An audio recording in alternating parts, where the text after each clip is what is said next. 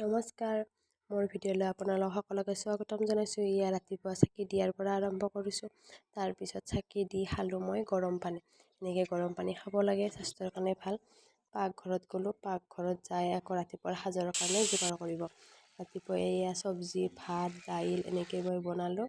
তাৰপিছত খাই বৈ আজৰি হৈ আকৌ মায়ে ক'লে মোক চুলিকেইডাল কালাৰ কৰাই দে। পকিছে যাতে মই এনেকৈ কালাৰ কৰি দিলোঁ। তাৰপিছত আবেলি আকৌ আমি দুজনী আছোঁ, দুজনী থকাৰ কাৰণে এনেকৈ লাল চাহ আৰু ভুজিয়া আগত লৈছোঁ।